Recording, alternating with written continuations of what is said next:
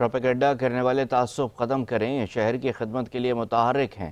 جیا لانا روڈ کے افتتاح کے بعد میڈیا سے گفتگو کرتے ہوئے میئر کراچی کا کہنا تھا کہ شہر کی دیواروں سے وال چاکنگ مٹا کر خوبصورتی بحال کریں گے۔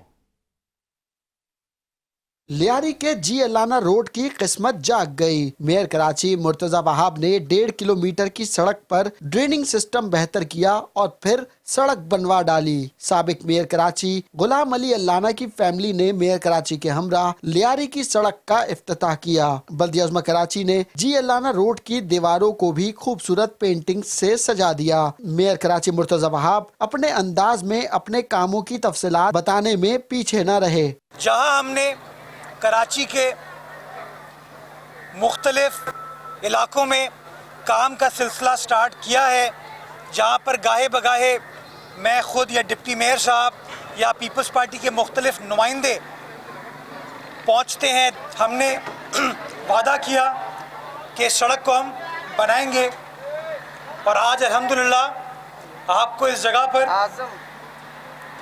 سڑک نظر آتی ہے۔ مرتضی وہاب نے کراچی والوں کو ماہ اگست تک پانی کے نئے منصوبے کی بھی خوشخبری سنا دی۔ کہا 4 کروڑ گیلن اگست تک اضافی لا رہے ہیں۔ Karachi water and sewerage services improvement project پر بھی کام شروع کرنے کا پلان ہے۔ پانی کے مسائل کو حل کرنے کے لیے ہب سے 12.8 ارب روپے کی جو نئی لائن ہب کنال ہم لوگ لے کر آ رہے ہیں، انشاءاللہ یہ ہماری کمٹمنٹ ہے کراچی والوں سے کہ اگست 2025 میں وہ نئی کنال کو مکمل کریں گے، تاکہ یقینی طور پر 100 MJD پانی کراچی میں سپلائی ہو سکے، جو موجودہ سپلائی بھی 60 ہے۔